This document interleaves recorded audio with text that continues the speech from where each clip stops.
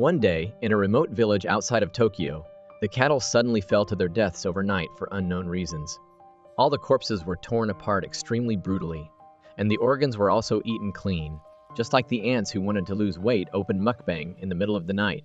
The villagers call Inugami, a special detective who specializes in solving paranormal matters, to investigate the case. After that, a group of children happily walked home.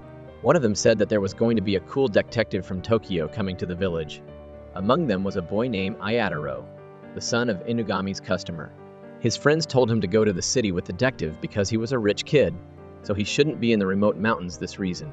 Then they asked to come to his house to meet the detective, and he said if they like, but he said that advance this guy is Conan's successor. Then he returned to the flight and saw a black-haired boy with a strange necklace working hard. His name is Kanabi, and Ayataro called him eccentrics and told him not to squeeze his stinky head in front of the guests who come back from the city. Meanwhile, Detective Inugami is busy worrying about the camouflage that has fallen on the side of the road. Luckily, Ayataro's mother, Mrs. Kusaka, passes by. She gives him a ride in her pickup truck and says that she will have someone fix it for him.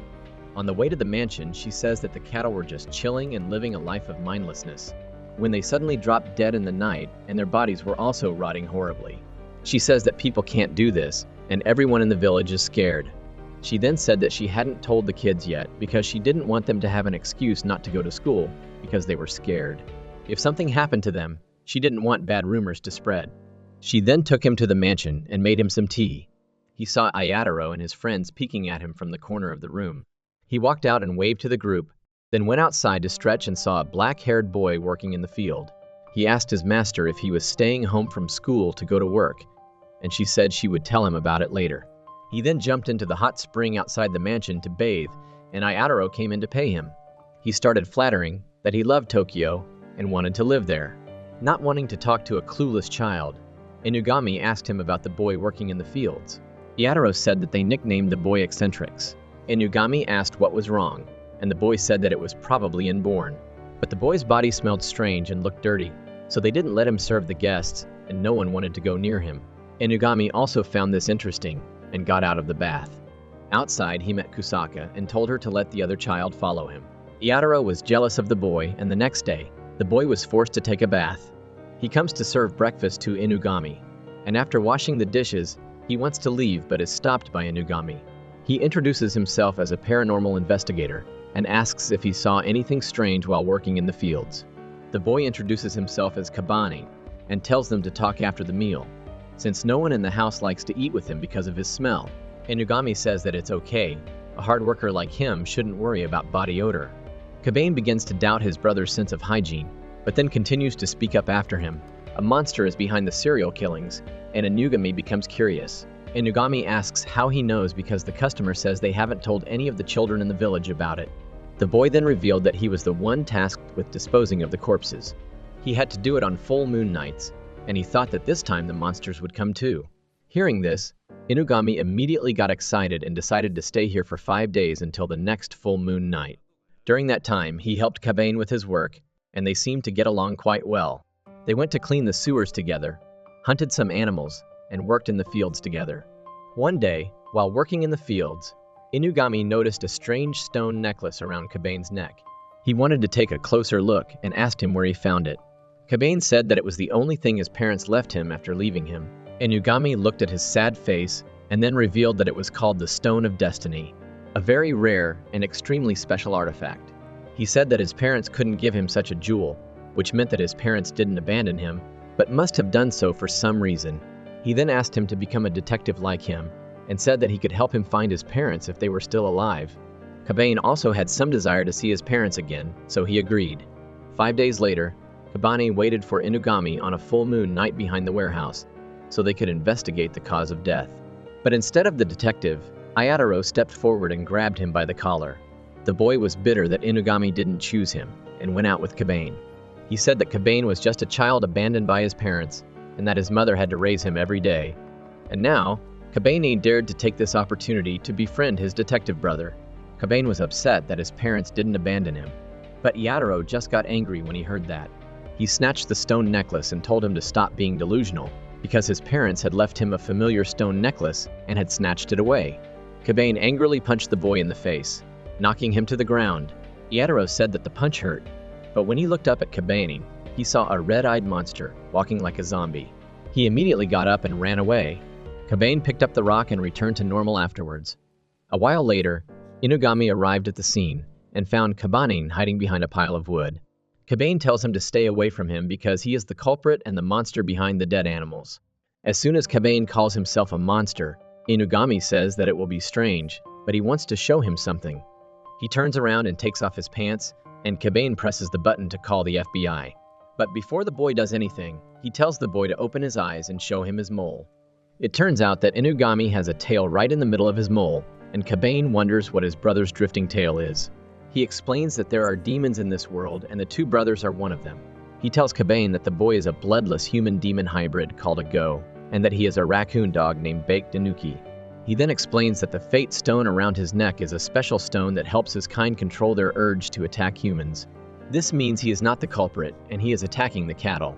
Hearing this, Kabane raises his stick and says that Iataro is outside. The boy still doesn't know anything about this herd, so they have to go protect him. At that time, Iataro is running away like a spoiled child. He remembers when he was 5 years old. He was playing a fool and pushed Kabane into the canal and imagined that he killed him. Kabane hit him on the head, but instead of blood, a white waste came out like how China censors anime. He was scared and ran home, but surprisingly, Kabane still came home for dinner later. He thought it was all his imagination, but today's events proved that Kabane is a real monster. He tried to run into the house, but the door was locked. He was then attacked by a few zombie dogs with red eyes and intestines hanging out. Inugami arrived to blow off one of their heads and told Kabane to cut off the remaining dog's head so it wouldn't stop moving. He explained that these were Go and were basically immortal, but if he cut off their heads, their bodies wouldn't be able to move anymore. He had to bury them deep in a narrow hole to make sure they couldn't regenerate their bodies either. Then the real Go appeared and attacked Inugami, who was holding Iataro. It dodged his bullets and tried to stomp on him, but Kabane ran forward and fought back with his axe. They continued to fight and it knocked the axe out of his hand. Inugami followed and tried to shoot its neck, but its flesh was too thick for him to shoot. Kabane then punched the monster, shoved his arm down its throat and violently ripped its head off. They then buried the monsters and returned to the inn. Kabane said he couldn't live there anymore because Iataro now knew he was a freak and people might want to hurt him. Inugami agreed and said he had a proposition for him. He then points a gun at his head and reveals the truth that he was hired by Aunt Kusaka to kill him. His aunt already knew his true identity from her sister, who is also his mother, and has tried to keep it a secret until now. However, when the livestock started dying in large numbers, his aunt immediately hired him to kill the monster that was living in the same house as her, and says that even though the real culprit was someone else, with Iataro's condition, his aunt wouldn't believe him even if he told the truth, so he had to do it. He then asks him if he wants to find his mother. Kabane looks at him and smiles and says no. Inugami immediately shoots him right in the middle of his forehead. Inugami picks up his body and goes into the inn to hand Iataro over and send the news that he has finished the job. He said he would take care of the boy's body and drove back to Tokyo with Kabane's body in the back seat. On the way, Kabane woke up and asked if he was dead. Inugami threw the boy some food and told him to eat his fill and said he was a goblin. At first, they couldn't be killed. They were just a little paralyzed even with head injuries, but his wounds should have healed by now. After that, the two of them arrived in Tokyo and Inugami was taken to his private detective agency office. He told the villagers that he was dead, and he didn't need to worry about them. He could work here with him now until he found his real parents. So the older brother had successfully tricked the boy into working for him for free like the Jagan lured him.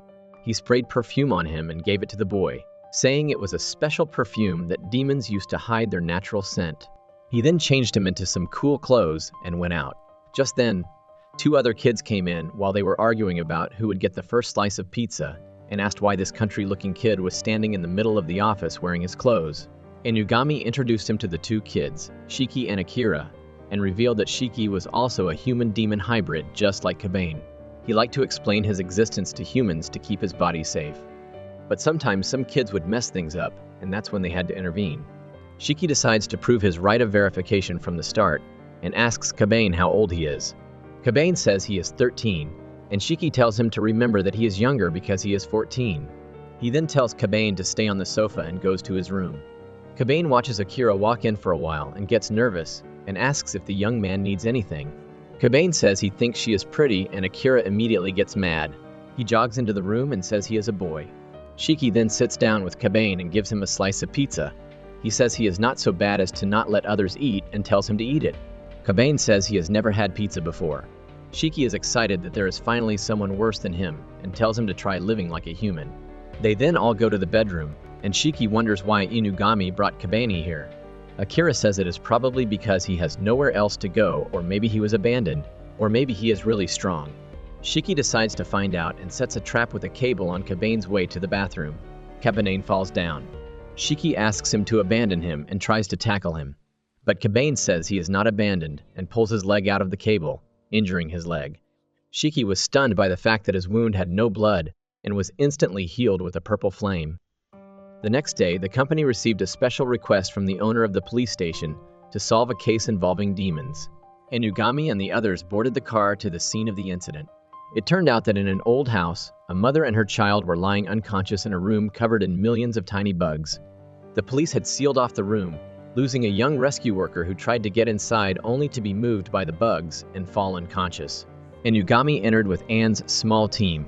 After looking into the room, he explained that these bugs were corpse-eating bugs.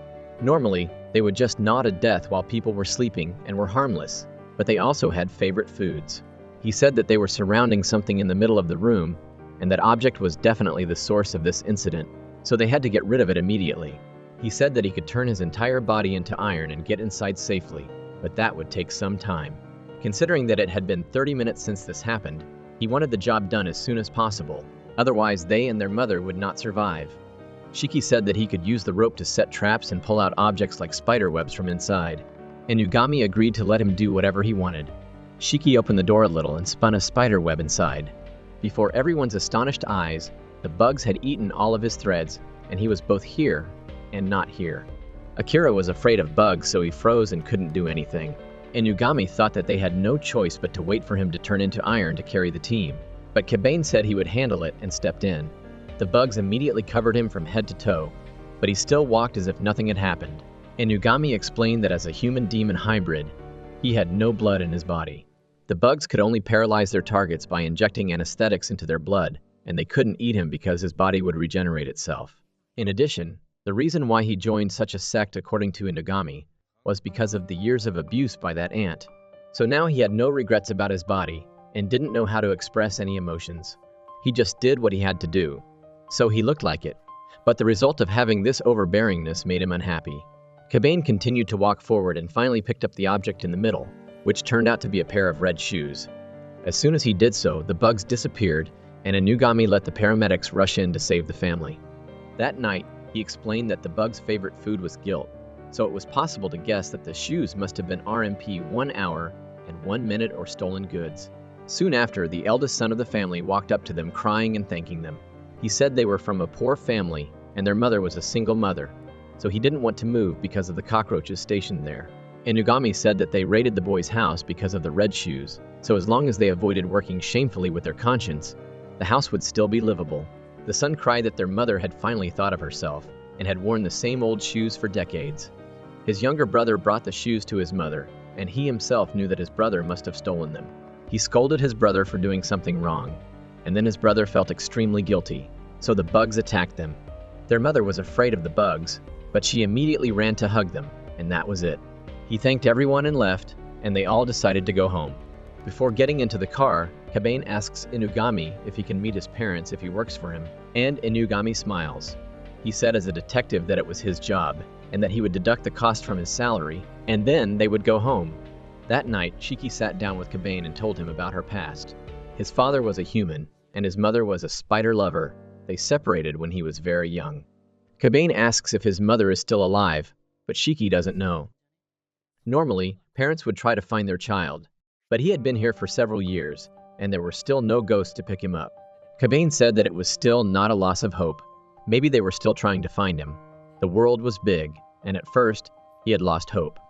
But Inugami had helped him overcome some of his faith, so now he wanted to live a little more positively. Hearing that, Shiki got up and walked to his room and told Kabane to come with him. He would show Kabane his room. Meanwhile, Inugami was enjoying some coffee and called the police chief, Inari. He said that he had done the job she assigned him to be extremely excellent. After that, he talked about finding a human-demon hybrid child with the Destiny Stone. She curiously asked if he was dangerous. He was right that there was danger, but he could also be the star of hope they were looking for. The next day, Inugami asks Shiki and Akira to bring Kabane to see Inari. Kabane asks who she is, and Inugami explains that she is a demon fox who holds a high position in the police circles. As detectives, they often have to ask for her help. Before they left, Inugami gave him a special charm and reminded him to keep it with him just in case. After that, they all go to the police station to meet Inari. She is a successful woman who knows how to take advantage of all resources, including her body, to manipulate the heavens. This is how Inari rose to high status. Kanabe and the others went inside the building and told the receptionist they wanted to see the general manager and told them they had an appointment. The old man unscrupulously waved their hand away, but then a young girl stepped in and introduced herself as Inari's personal bodyguard. She said that Inari was waiting for a boy named Kabane and only took him with her. They left the bitter Shiki and Akira behind and went into the small meeting room where Inari was waiting. She told Kabane to sit across from her and introduce herself. She then said that Inugami had told her everything about him and the Destiny Stone he was wearing. She wanted to take a closer look at it, and Kabane, because she was used to hearing what she was doing, decided to hand over the Destiny Stone to her. She explained that it was a rare gem that could control their otherness, and said that her species and Inugami didn't like each other very much. But in order to survive in peace, they decided to get along with each other. Her species needs to eat the different emotions and sensations that humans release, but with the help of this stone, they will not be bound by that desire. She said she would check how to mass produce this thing. She told him to con off his head and then called 2 officers to put it in his suitcase and throw away his excess body. After that, she told Khan to bring the head to her room and put the 2 of them with me. Khan consider Inari to be my mother and will always obey her every command. So she was patted on the head by Inari with a good compliment. She then transforms into Kabane and goes down to meet Shiki and Akira while holding the suitcase in her hand. Shiki asked Kabane where he had gone and what was inside the suitcase. He replied that he had talked to Lady Inari and was tasked with bringing the suitcase to her room. Hearing him call the lady Shiki with goosebumps, he asked him why he called that old lady by such a cheesy name. The mad child made her illusion appear and her face turned into a fox shape. After that, she returned to her true form and jumped on the railing. She fired a large fireball at the 2 of them and then fired a few more like machine guns. Shiki and Akira ran around and hid behind a pile of furniture asking her what she was doing. There were also ordinary people in this place, so they asked her if she was going to die with the whole group. She said it was important, and that as soon as a person walked into the building, they would get lost in hallucinations and stop feeling or thinking about anything that would just go about their daily work. She then attacks them again, and Shiki creates a shield by pulling the furniture into place with silk. He then secretly pulled the rope he tied to her suitcase and pulled it back. They opened it and were horrified to see Kabane's 3 days of unwashed, stinky head. The 2 then had to carry his head and run away to escape Khan. Khan panicked because she was afraid that if she didn't follow Inari's orders, Inari would go crazy. Meanwhile, Kabane tells Shiki to throw him to Khan so that he can deal with Khan. Taking the opportunity, Shiki threw Kabane's unbearably stinky, sour head towards Khan. Kabane opens his mouth and gnaws at her collarbone, causing her to lose blood and pass out. All the surrounding flames die down and it turns out to be an illusion. The people inside are fast asleep after that. Kabane recreates his body ready for Akira to see his black brother immediately throws away his coat and tells him to run back. The group then walks outside and meets Inugami waiting for them right there. Inugami says that everything is going according to plan and calls Inari. Inari is researching the gem for mass production, but suddenly it turns into a teddy bear and her phone rings. He tries to blackmail her email for child abuse. He said that she must have lost her skills so she didn't see his shape-shifting technique and said that the Fate Stone only belonged to Kabane if she took it away again. He wouldn't hesitate to interact with women. He added that she now owed him a favor for bullying his 3 disciples and then hung up. Back in the car, Inugami reveals that he has given Kabane a fake magic stone as a lucky charm to wear around his neck and tells him to remember to keep the real magic stone in his head. After it was over, he invited the 3 of them out to eat and threw a grand party to welcome Kabane. Shiki and Akira argued about what to eat and finally decided on the common dish of pancakes, but due to their excessive greed, they had to walk home to burn off some of the food. Inugami began to tell Kabane how they were looking for a job in this business. He said there are people who seek work through web search laws and word of mouth, but mostly because of their signs. It emitted a special light that attracted both demons and those affected by demons. In this way, the business will close on its own. Coincidentally, this sign was made by Inari, so they had this cooperative relationship with her. Immediately afterwards, they saw the devastated Khan walking towards him, and Shiki and Akira immediately entered a fighting position. Khan suddenly fell to the ground with the most belly in his brain. They feed her some resuscitation pizza, and she explains that she is on Inari's mission, so she can't give up. She needs to hand over Kabane's head to her. She rushed over to grab his head, but was picked up by Inugami. He told her to mess up again. Inari would get really irritated, and she immediately shut up. After that, he told her to thank people for feeding her, and remember to bring the garbage to the proper preparation. They decided to take care of her temporarily during this time. Soon after, a young man enters their office, and Kabane smells strange smells around him. Shiki explains that this young man is a demon-influenced human, meaning that they are about to have money in their pockets. The young man sat down in their half-office, half-bar type, and drank the drink served by Inugami. He complained about the girl named Mao that he had dropped. She feeds on Trandai Hung Street, and he wants to confess his feelings to her. But whenever he waited for her outside, he didn't see her leave the building, so he never had a chance to talk to her. As he listens to his brother muttering about love, Kabane wonders why half of their office is made like a bar. Shiki explained that a long time ago, Inugami had worked with a business friend who wanted to open a bar in his office. Now that they're going their separate ways, you'd better not ask about it because it's still a sensitive issue. Akira also shared the joy and said that love is wonderful. He talked about how Shiki and Kabane were the result of love between humans and demons. Kabane was curious to learn more about this kind of love. Afterwards, Kabane approached Inugami and said that he wanted to go with the customer to help him confess his love, and he would have a chance to find out. He wanted to do it because his parents also found love, and if he understood that, he would probably understand his parents better.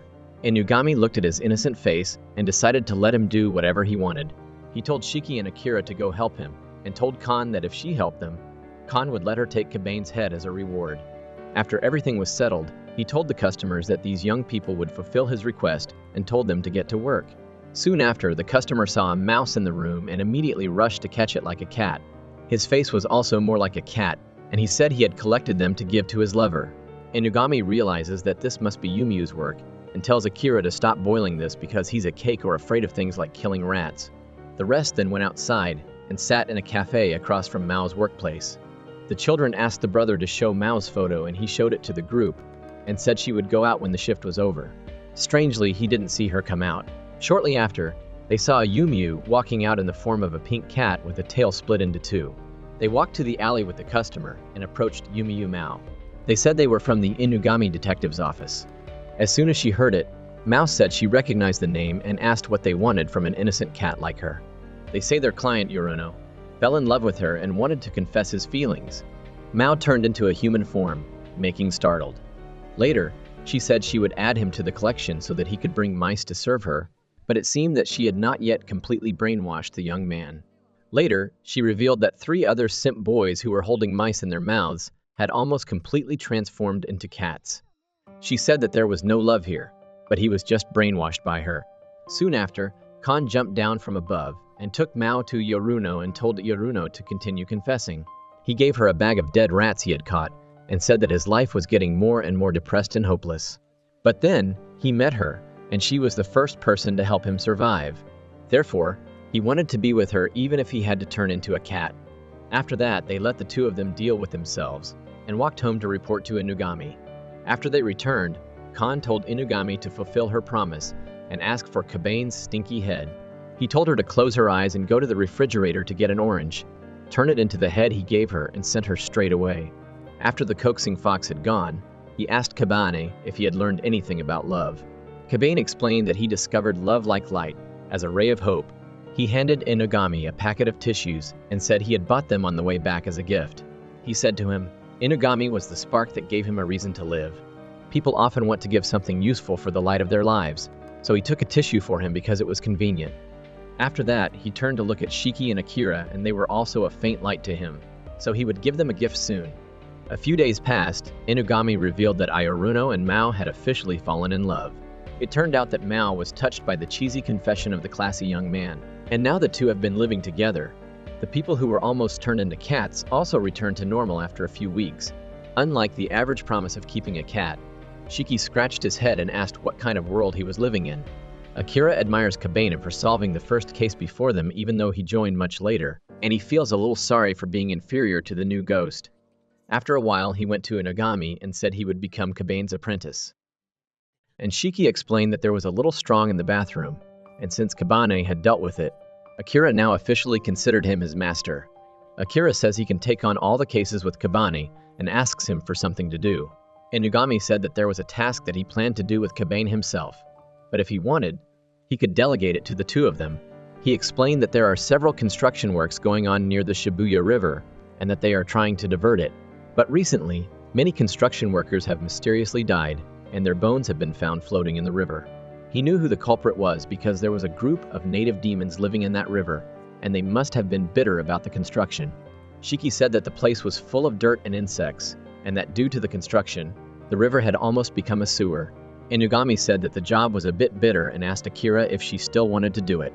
Akira felt sick just imagining it, but he was determined to take the job and went to change his clothes to clean up.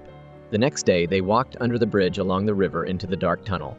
Kabane explained that they should first go find the native demons to find a peaceful solution. As they passed by, a giant leech suddenly fell on Akira like my lizard, and he immediately roared, but Kabane covered his mouth with his hand and told him to be quiet, otherwise the demons would know they were here. Then he took the leech off his friend's head and threw it into the river.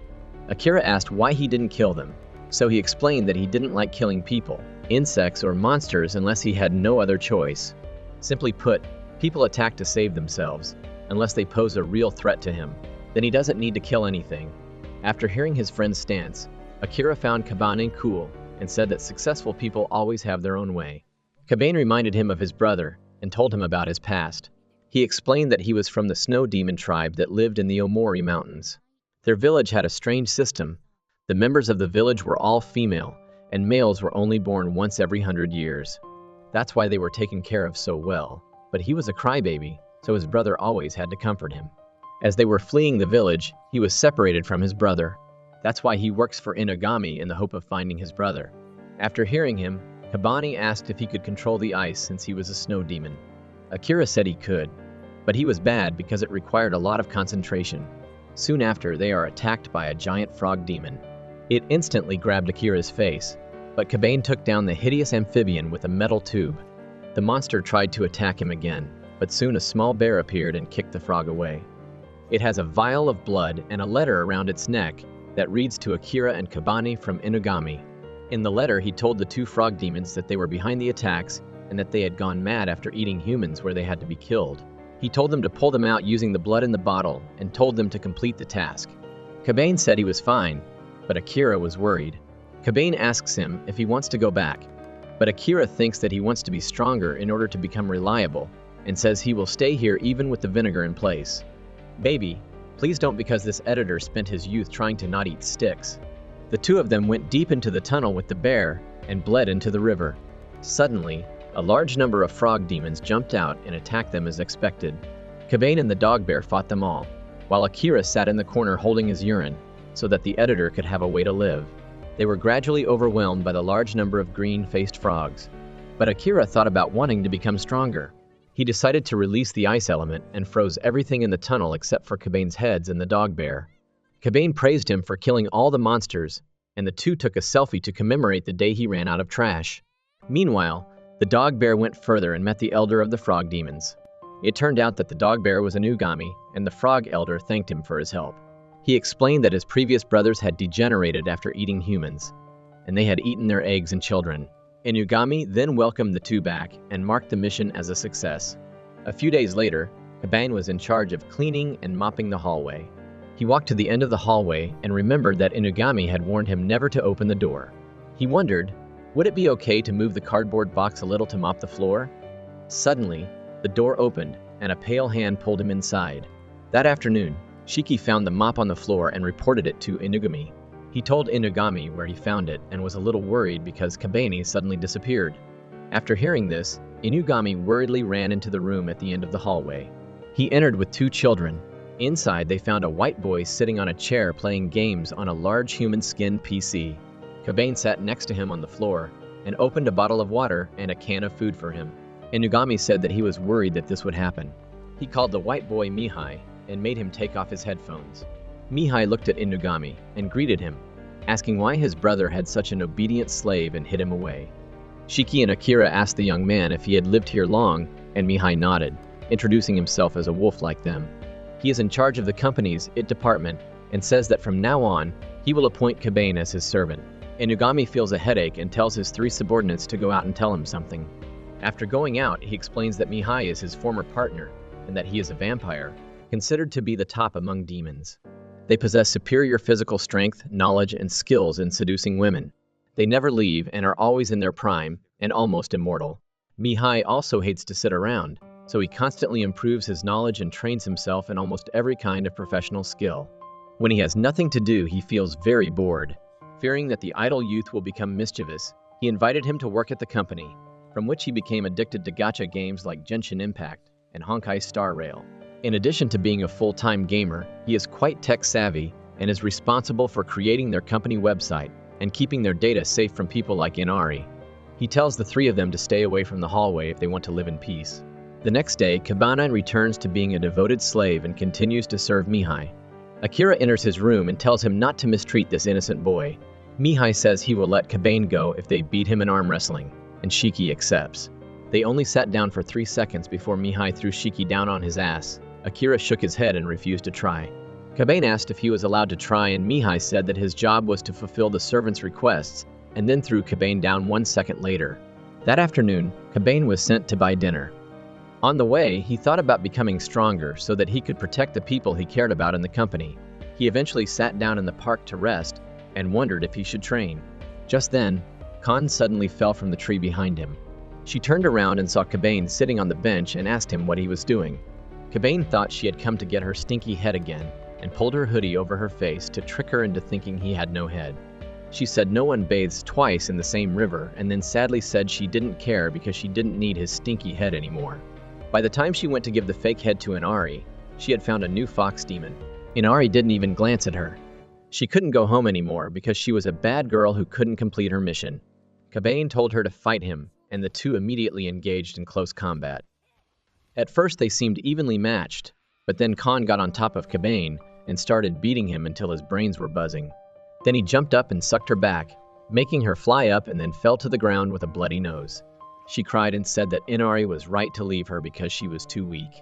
Kabane didn't know how to comfort a girl, so he decided to hold her hand to comfort her. She cried until she was tired and fell asleep, and the 2 of them slept on the bench until night. When she woke up, Kabane said that if she didn't dare to look Inari in the face, she could live with him at Inugami's place for now. She said she couldn't do that because her brother was a dog-bear demon, and she was a fox demon. Then she looked at him with shining eyes and said she wouldn't mind living on the streets with him in this park. They wouldn't starve because there were a lot of sparrows and pigeons here. He said he still had to go buy food for dinner, and she asked him if that was his mission.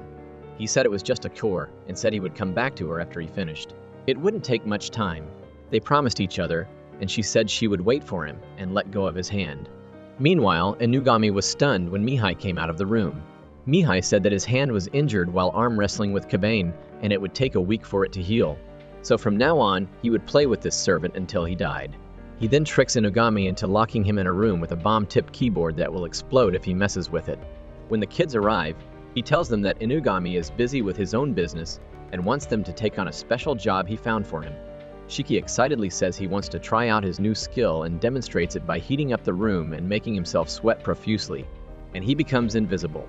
They then discuss the details of the mission, and Mihai explains that their target is a company called Bappy Electronics. 3 years ago, they had 16 Izakai Electronics employees at a factory. But the following year, that number dropped to 0 and the company became profitable again. Their mission is to go inside and find out how they do it. They will split into 2 teams. Team A consists of Kabane and Akira. They will wait for Team B consisting of Shiki and Mihai, in the form of a high-tech remote-controlled car called Mihai Magnum to open the door from the inside. Once inside, Shiki sees light coming from a room. After peeking in, he sees a group of people working in a line, looking like a bunch of zombies who don't even care about their brains. Suddenly, a young man runs out of the room crying and wants to quit. But then he confronts manager Jika. She takes him to the employee counseling office and tells him to relax, while Shiki still secretly follows them. Once inside, a nose demon puts a needle in the young man's ear and sucks his brain like sucking milk tea. It turns out that the manager and her two sisters are in charge of this building, and they are mosquito demons. Mihai concludes that they suck the victim's brain and leave the remaining organs for them to work without thinking. This way, they keep every employee in the company working around the clock without anyone saying a word. Seeing this horrible scene, Akira decided to do what he was best at and fainted. Shiki saw that the enemy was too strong for them this time and suggested that they gather and go home first and wait for Inugami to return before deciding what to do next. When they returned to the cabane, Mihai was annoyed that Shiki was so awake. He decided to cause chaos and crashed the magnum into the wall. The two sisters heard the noise and went outside to see what was going on. Erica found the toy car on the ground and picked it up herself, looking around to make sure no one was following them. They decided to split up and check the entire building, while Shiki hid in a corner. Once they were gone, he wanted to quickly meet the others because he also wanted to get fucked, but not be on top. Soon, the beautiful Erica discovered him and said that her big sister had forbidden them from killing anyone to keep them out of Inugami's sight. However, due to the circumstances, she had to kill him or turn him into a zombie. When she bent down to suck his brain, Mihai shocked Erica's eyes with the car and asked Shiki why he was sitting there like an idiot. He was startled because Shiki was breathing heavily and seemed very scared. He realized that the kid must have suffered some kind of psychological trauma, and he was just pretending to be tough to hide his weakness. Mihai smiled pervertedly and said that he had a new toy. Shiki still sat there breathing heavily, remembering the memories of his childhood with his mother. He wondered why they were separated but knew that he was very afraid of horror things. If he couldn't remember, it must have been terrible. Mihai tells Kabanane and Akira to quickly love Shiki and lead them to the mosquito demon's lair. Meanwhile, he tortures Shiki and draws a creepypasta story that will happen to him if he doesn't change. He gets mad and punches the blind eye. He finally calms down and decides to fight back. He enhances his ability to morph and runs away from the beautiful Erica. She also uses her special ability that increases her sensitivity and can observe traces such as carbon dioxide, body temperature, and odors. Shiki decides to use his own pet and confuses her by covering the entire area with silk and catching her with a strong velvet thread. He then reveals himself as Peter Parker's expert and jumps down from the foot of the building above, using his shoes to go down on Erica's deep claws.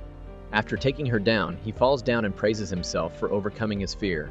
He remembered the moment Inugami said he had some information about his parents and asked if he wanted to know about it, but he answered and said he was comfortable with his new life at the company and didn't want to know about his past anymore.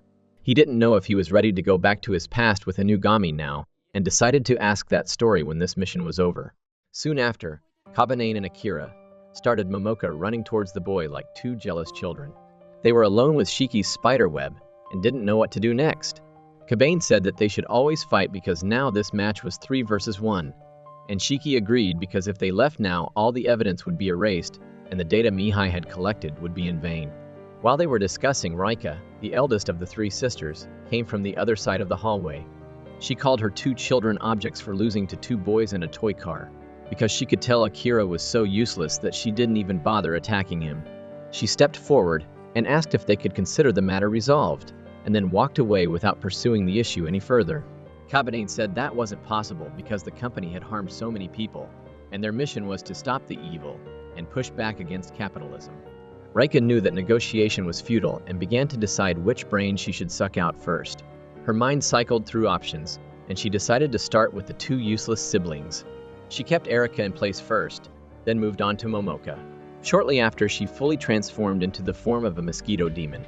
Rika walked towards the 3 children. Kabane realized that both Shiki and Akira had drowned and couldn't hit her, so she stepped up on her own. He fought Rika and tried to retrieve her vital organs, but Rika held him back and stabbed him backwards with a needle. Shiki ran forward with all his strength, but was knocked out by her. Akira was annoyed that falling unconscious was his prerogative. He was going to use the ice element, but it didn't have any effect, so Rika went in to make him faint because she was so tired of this farce. Seeing that the 2 friends had fainted, Kabane wondered what he had to do, and remembered that he wanted to be stronger. He knew that he couldn't defeat Rika with his current strength, but he still managed to force his fighting body to finally break all the bones in his body. Mihai felt guilty, so he gave the boy some advice and said that the reason he couldn't wrestle nor kill a literal nose was because he had suppressed his demonic power and relied only on human power with this advice. Kabane looked back and pondered what he wanted to do now. He realized he wanted to rip off the hideous arm of the nose to save his friends, and he screamed like Goku, skipping all the levels and jumping straight to Super Saiyan God. He ripped off Rika's arm, causing her sister to fall backwards. He asked his sister if she needed help, then looked back at the arm he had just ripped off, feeling stupid. After using his power, he went to Rika to finish her off. But then Inugami walked out of the room and spoke to him through Mihai. He complimented him on how well he did and told him to come back right away. They would give the information to Inari and let her handle the rest. Kabane agreed, and just then the new fox kid that Inari had assigned walked in. He introduced himself as Nobamaru and said he would take care of the rest. He walked up to Rika and threw some fire beads at her, then snapped his fingers to burn her and did the same to her two younger siblings. All that was left was a pile of gifts. He then told Kabane that he saw nothing wrong with killing these demons and told him to take Shiki home because he looked pathetic to the young man. Before leaving, he told Kabane another secret and said that Inari had not yet given up the Stone of Destiny and that he had been watching him for a while on her orders. They didn't want to provoke Inugami, so they wouldn't use force to take the stone. But if he gave it to her willingly, then Inugami wouldn't be able to interfere, and that was what Inari expected. He then told Kabane to be careful because they were a bunch of fake foxes after all. Kabane said he knew, and asked Nobamaru why he told him about it, and Nobamaru revealed that he hated Inari very much, which was why. After that, they all left the building to walk home. Akira gets angry with Mihai for lying to them about the difficulty of this mission. Mihai came to his defense and said they should thank him because they would never get stronger if they let Inugami stare. He always gives them easy tasks and protects them from the dark side of the world. Inugami was right that the boys were a lot stronger than he thought, but if he did the same thing again, he would send him to do 10 Twilight movies. After that, they all went to bed. Mihai said that as long as Inugami hadn't killed him, he would have to think of a way to entertain him. He liked these kids, so he will pass on his quintessence to them in the future. Moments later, Kabane checks Shiki, and Akira's heart beats, relieved that the two friends are still alive. The next morning, he followed Shiki like a young man's mother. He remembered as if he had forgotten something. When Akira asked, he remembered the promise he made to him and ran away from home to meet him. He went to the park to call him, and he fell from the tree again. She asked him why he had come back now, because he had promised to come back soon. He said he had an unexpected mission and had to go, and then everything happened one after another, and he almost forgot about him. She was a little sad to hear that, but suddenly, 2 fish had fallen from the tree, and she said she had caught them to eat them with him. Now they are more rotten than your head because you never came. He felt guilty, and was about to comfort her, while Nobamaru watched them from a distance and whispered to Kabane to be more careful. Meanwhile, Shiki approaches Inugami, and says he wants to talk to him about his parents, and that he is now ready to hear the truth. The next morning, they all returned to Shiki's hometown to meet his uncle Akio. Shiki said that before being separated from his mother, he used to live here, and then moved in with his uncle in Tokyo. Upon arriving in the city, Inugami came to book a room for them at an inn, and the children went into the souvenir shop to buy some items. There, Kabane stumbles upon an ancient folk tale that tells the legend of Misakumo. He was curious, and Shiki said it was a common folk tale in the region. The 3 of them read it together and discovered that there was a boy named Shige in the past. One day, after returning from work, he saw a large spider crawling through a pile of food. Shige gently closed the door and accepted that his house had become a spider's home. It was me, but Shige was kind enough to feed the spider and told him to live with him. The next day, he saw that the spider had released golden silk. Since then, he sold it and lived rich and happy forever. Shiki said there were such stories everywhere, and then saw a pink-haired child staring at him from the store door. Soon after, Inugami walks in with Akio and says that had met the young man earlier than expected. They all walked into the forest by the river to sit and talk. As he was passing by, Shiki heard a familiar voice calling his name, but thought he must have heard it wrong. They all sit down, and Akio introduces himself as a scholar who studies folklore and finds out the truth behind it. Shiki reveals that despite being human, Akio knows about the existence of demons, but he doesn't interact with them much, so as not to lie to anyone. Akio teases Shiki, but he says they came there to hear about his mother, and he decides to explain it by telling a story. He revealed that it happened a long time ago, when they were still young and used to accompany Shiki's father. At the time, they were studying the legend of the golden silk thread and were traveling through the forest for clues. That's when they meet Shiki's mother Kumi, a spider lover. He then told Shiki that there were some things he had been hiding until now, but that now was the right time for him to know. Inugami takes the others away and lets Shiki confide in her uncle. Sometime later, Shiki walks out to meet them and reveals that they are both dead. His father died before he was born, while his mother fell ill and died when he was just 5 years old. He added that the reason he didn't remember anything was because he was really hurt after seeing her kill as a child. He tries to be tough and keeps smiling in front of everyone, but Kabane still looks out and bluntly peels off his friend. Inugami asks him about Akio and goes outside to check on him, while the children enter the public hot tub to enjoy. While they were wondering how to cheer up Shiki, Nobimaru walked in with a stall asking him not to touch it and said that they should inform him before leaving the city, as it would take him time to find them. He then exposed his fox ears and tail. Shiki and Akira gasped because it was the first time they had seen his face.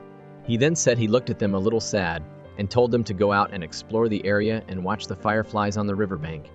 Afterwards, they all went into the forest to see the fireflies, and Kabane thanked Nobimaru for his advice. Nobimaru asks Kabane if he is happy that Shiki's parents are dead, because if he finds out that his parents are dead while Shiki's parents are alive, he will not be happy for his friend. Kabane replied that he didn't understand what the young man was saying. Meanwhile, Shiki goes to a creepy tree and reminisces about his childhood. Kabane and Nobimaru approach him and ask him what he's thinking, and he suddenly runs into the forest. He bumps into a rock and crosses a small stream. According to his childhood memories, he remembers that when he was little, he used to play with his mother in this forest, but his mother always went out for a while to meet his uncle who was at work. He always waited for her. But then one day she didn't come back, so he took the ring and followed her to see where her mother went. He eventually found a small building hidden deep in the forest. When he entered, he saw his mother tied to a table under a monster. He screamed and immediately fainted at the scene. Later, when he woke up, he was in his uncle's room. He said that his mother was sick at work, so she had to stay alone for a while to recover. For many years, he lived with his uncle without daring to ask anything about what he did to his mother, because he was afraid that the truth would be too painful. Everything then came to the building, and Nobimaru revealed that it looked like an artificial breeding laboratory. There had been rumors and reports in the past about a special type of healing silk that could heal anything and could replace human organs. This silk was being sold on the market and was derived from the crossbreeding of humans and demons. But information about the incident was covered up by Inugami about a year ago. Shiki recalled that it was the first time Inugami mentioned finding his parents, but at that time he refused to listen. He said that he would never do it again, and was determined to take revenge on the uncle who hurt his mother. He said that he would kill his uncle and asked if they would stop him, but Kabane insisted and asked if he needed help killing people. Meanwhile, Inugami calls Akio out and takes him into the forest to tell him the truth. He reveals that he knows everything about the research, and that he was the one who prevented Akio from selling the silk over the years. Akio madly asks why he did it, and begins to reveal the truth. He said that when he and his brother found Kumi, they realized that the legend of the golden silk was real, and that the spiders behind it were actually spider lovers just like Kumi. Although Akio's brother knows the truth, he still loves her. But for Akio, he saw her as a way to get rich quick. The incident of his brother accidentally falling to his death was also on that day. But at that time, Kumi was pregnant with Shiki. Sometime later, Kumi arrives at his apartment with his child who is suffering from the flu. Humans have an easy cure for this disease, but the devil does not. He took the baby to the human hospital, and Shiki recovered well. But at that time, Kumi realizes she wants to raise her child as a human, but it is too difficult because she is a demon. He takes advantage of her to let her experiment on him in exchange for child support, and Kumi happily accepts, saying that she can do anything for her son. After that, he began to experiment on her with all kinds of creatures in the forest, and the birth of the golden silk must have been a hybrid product.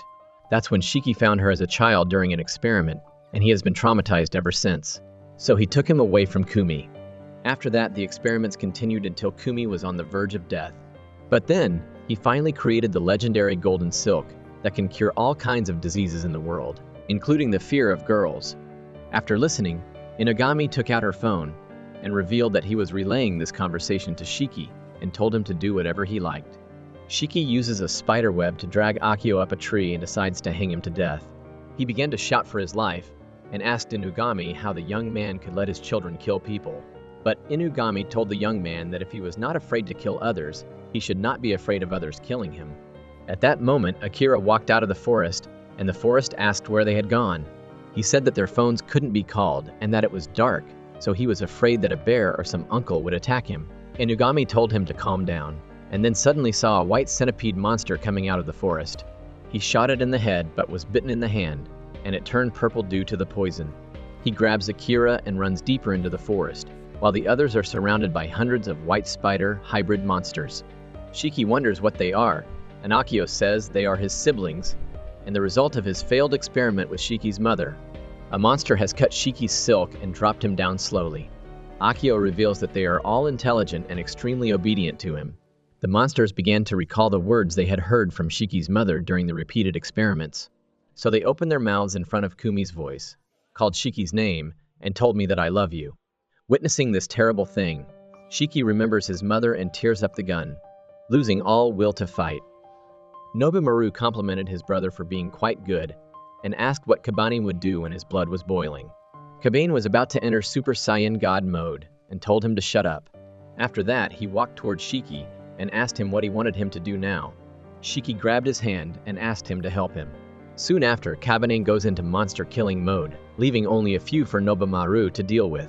Meanwhile, Inugami and Akira are also surrounded by a swarm of monsters, and Inugami tells Era to freeze his arm to stop the poison from spreading.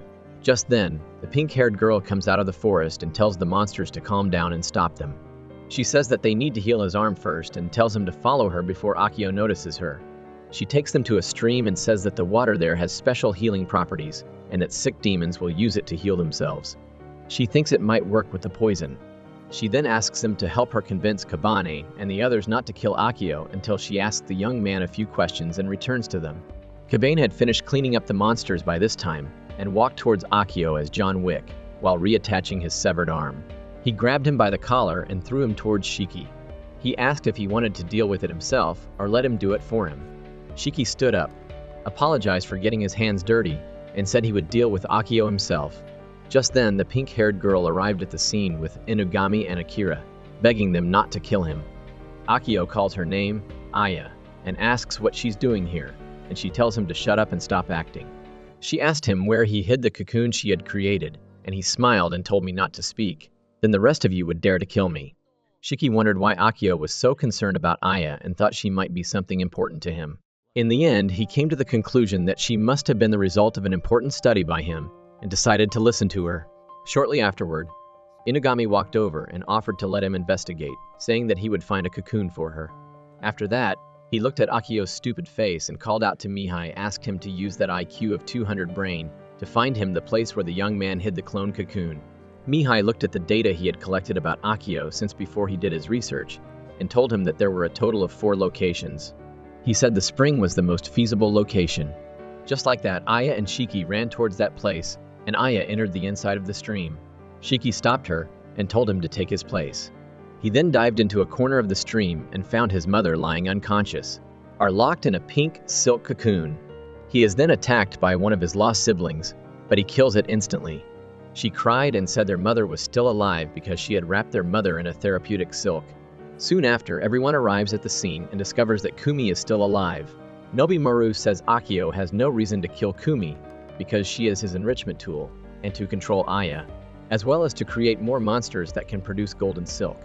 Shiki then punches Akio with a knockout and tells Inugami they need to move his mother to a safer place. They decided to put her in a car and return to Tokyo. Kabane asks Shiki what he plans to do with Akio, and he says he will burn his research. After living with young people for many years, he knew how to let young people live like a failed scientist. Not being recognized by anyone is worse than letting him die. Afterwards, they all return to Tokyo, while Nobumaru decides to stay behind and burn Akio alive for the sake of his exploits.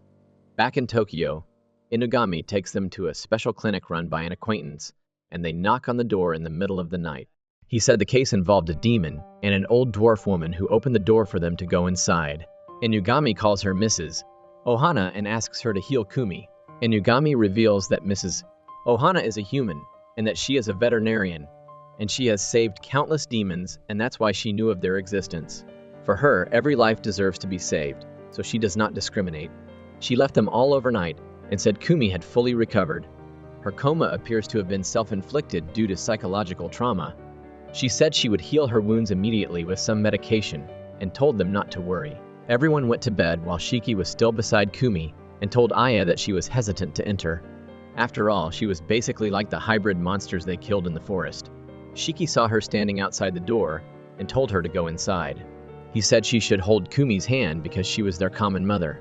She asks why he doesn't kill her like the other monsters, and he said their mother was alive as she was, and she was the one who had taken care of her all these years.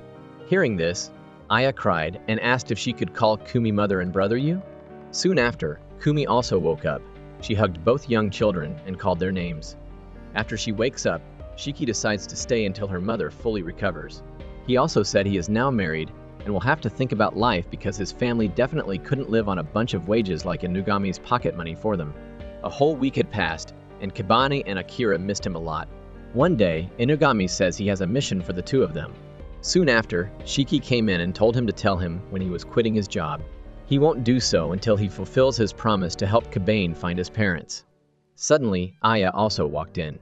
Shiki said that their mother was away today, so she left Aya for him to see. She walked around the office and met Inugami, who said she also had her own report to do. She said she decided to work with Miss Ohana at the clinic, where she will provide medical services to demons.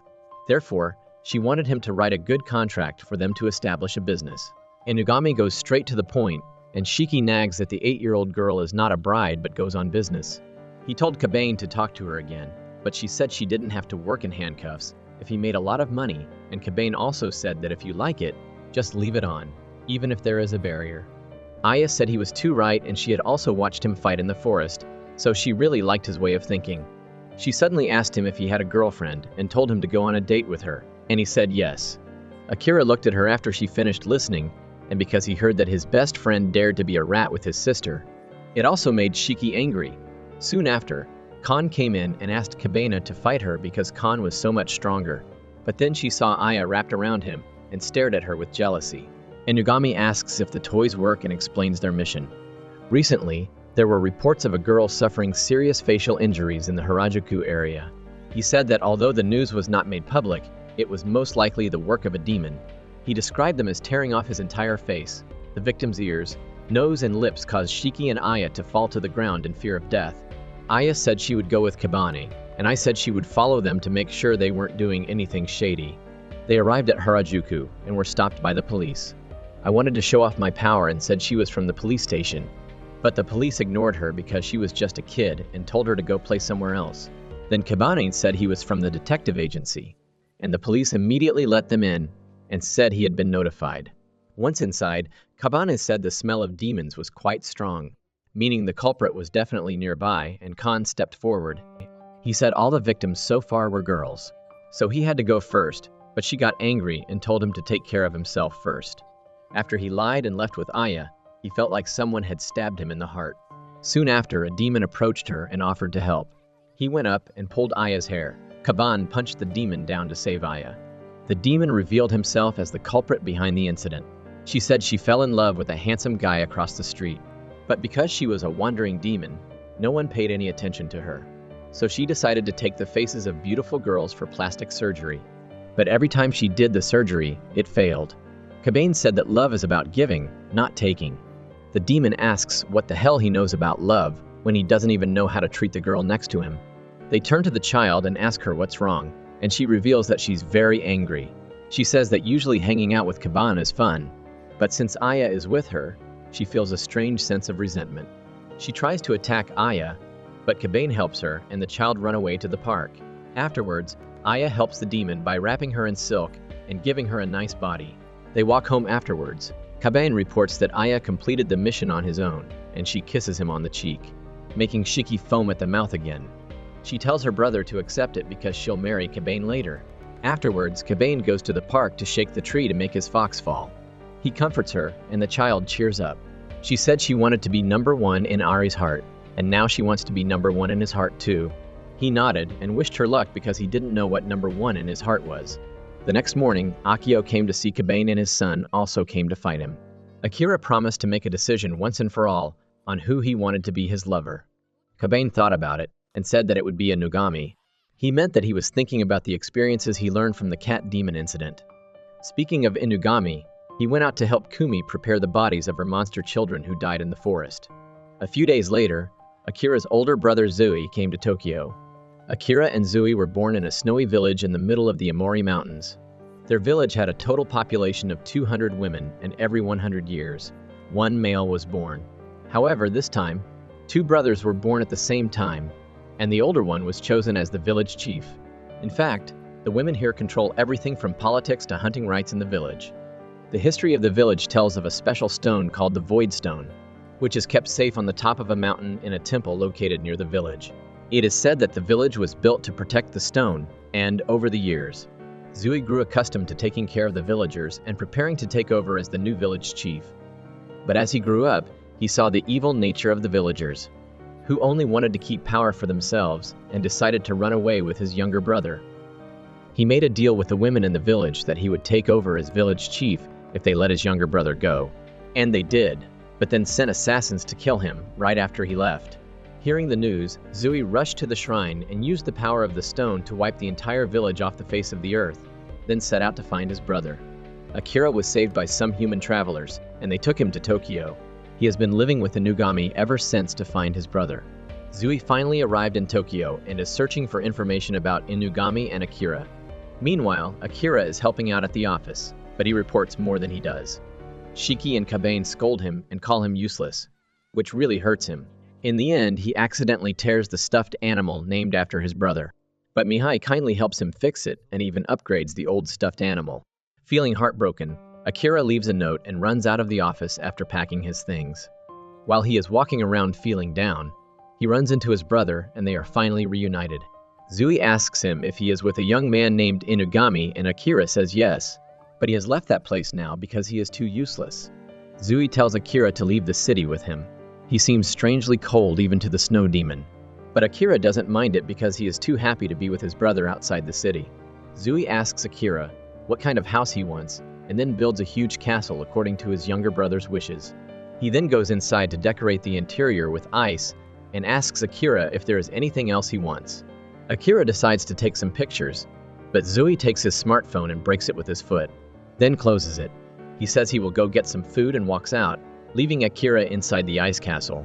Meanwhile, Kabanane and Shiki are having a hard time in the office because they have to do the chores Akira took care of. The two of them are not doing any better than their friend and start arguing with each other. They realize that Akira is not useless after all, but they thought that having him here would make them feel less useless. The two of them agree to go find him and inform Inugami in advance. Inugami agrees, but then he sees a report about a giant ice castle that suddenly appeared outside the city, and a crowd has gathered around it. Everyone rushes to the location and sees Zui coming out of the castle. He tries to attack everyone, but Inugami shoots him in the arm and stops him. Zui asks who they are, and Inugami sees the nullifying stone embedded in his chest. He explains that it is said to be the opposite of the Fate Stone, which drains the user's life force and gives them the power to destroy everything. Inugami asks what he's doing here, but Zui says he doesn't need to answer him. However, since Inugami took care of Akira, he thanks him anyway. Shiki asks if Zui is Akira's brother and where Akira is. Zui asks what he is to them. They say they're his friends, so he decides to freeze them all and use them to decorate the castle. Meanwhile, Akira discovers a stuffed animal that has a projector and internet connection built in. He uses it to update his Instagram. After defeating Inugami and the others, Zui creates a bathtub and bed for Akira and calls him downstairs to check. Akira happily walks downstairs, but collapses when he sees his friend's ice sculptures. He asks his brother why he did that. Zui asks if he's okay and goes out to get him some mints. As he left, the stuffed animal spoke up and told Akira that their friends weren't dead yet, but they needed salt to melt the ice. It also told him to place it between the ice statues so it could warm up its mechanical energy. Akira tells his brother he needs some salt for his skincare, and Zui goes out to find him, swallowing his brother inside as he leaves. Kabane manages to break free from the ice by breaking his body and then regenerating it. He says he's going to fight Zui and tells Akira to go back to the office. He apologizes for calling his friend useless, but Akira knows his brother is strong and doesn't want anyone to get hurt because of him. He puts on a show in front of Kabane and Zui, then comes back after getting the salt. He says he doesn't want to go to the office anymore and tells his brother to throw these people away, because he's sick of them and he's going to live in the ocean. When they leave, the stuffed animal speaks up and tells Kabane about the real plan, which is to melt Inugami and Shiki using salt. Kabane gets to work and suddenly Inari walks in through the front door. She asks Kabane if he wants to give her the life stone, and says the nullification stone is also related to his parents. Suddenly, the stuffed animal speaks in Inugami's voice, and explains that he is using his brain waves and body temperature to convey this message. He tells Kabane to find Akira and Zui. He says that Inari won't hurt them, so he doesn't have to worry about it and tells him to hurry. Kabane then runs deeper into the forest to find the two snow demon brothers. Meanwhile, Nobimaru has ambushed Zui. Zui locks Akira in an ice cage and fights Nobimaru. Nobimaru transforms into the enemy version of Firefox and uses a special technique to create a clone. But Zui easily overcomes them all and doesn't allow the young man to get close to him because he is an introvert who is afraid of society. A mist forms around the area, and Zui loses focus for a moment after hearing Akira's voice. Nobimaru takes this opportunity to pull the nullifying stone out of Zui's body. But as soon as he touches it, his life force is sucked out and his hand is instantly injured. He hates Inari for using him as bait to test the nullifying stone's effects and starts to eliminate her. But then he decides to calm down and think of a way to capture Zui alive. Right after that, Zui attacks him with several ice spears and almost captures him. But Kabane arrives just in time to force him out of range. He decides to team up with Kabane, and they come up with a plan to take down Zui. Nobimaru says they can't get close to Zui without freezing themselves, but there might be a way for Kabane to do it. He then burns the Kabane, and Kabane uses it as armor to fight against Zui's ice powers. The fight went on for quite a while until Kabane turned into a burning mist. But the abuse of the power of the nullifying stone drained most of Zui's life force, causing him to collapse. Akira also escaped from the ice cage and tried to take the stone out of his brother. When he touched it, all the dark memories of his brother's anonymous browsing history came back, making him cry out in pain. But then Kabane stepped forward and said he would help. He sprayed the life stone onto the nullifying stone, and the two combined into one piece. When the power of the nullification stone disappeared, the ice castle collapsed, and Inugami and Shiki returned to normal. Inari tried to take the stone for herself using psychological manipulation, but Inugami arrived just in time, telling her to stop pretending to be a leg, and threw the stone back to Kabane and Zui. Afterwards, everyone went to Ohana's clinic to have her heal their wounds. Everyone had a sincere heart towards Zui and Akira. Zui felt responsible for all the lives he had taken, so he decided to shoulder this burden alone. Akira gathered all the courage he had accumulated all his life and punched his brother in the face, asking him to stop being so gloomy. He told his brother to rely on his friends like normal people. After the matter was settled, Kabane asked Zui if he knew anything about these stones because they could help find his parents. Zui asked if he knew about the Kimono Jihin demon incident. Inugami explained that Kimono Jihin was the name of the war between demons and humans that took place 1,000 years ago. To ensure that it would never happen again, the highest-ranking demons of that time poured their power into these objects and passed them down to their descendants to control them. This meant that Kabane's parents might have been the leaders of a powerful demon clan. With this knowledge, they can search everywhere to find out where they come from. After deciding, Akira said he would travel with his brother and take a temporary leave from the office. Inugami told Kabane that now they had a clue about his parents, so they will also go around looking for more information about them. Shiki would stay with his mother and sister, and he said he would look after the office while they were away and wished Kabane good luck. Meanwhile, Inari decided to use Conchild to go against Kabane. She assigned the task to Conchild to win Kabane's heart and take the life stone and nullification stone from him. Before they left, Kabane asked if he could visit the park to see. Kon suddenly jumped out from behind the building, proudly declaring that she would go with him as well. Inugami noticed how the child was acting slyly and knew that she was brewing some scheme in her mind. Top of form.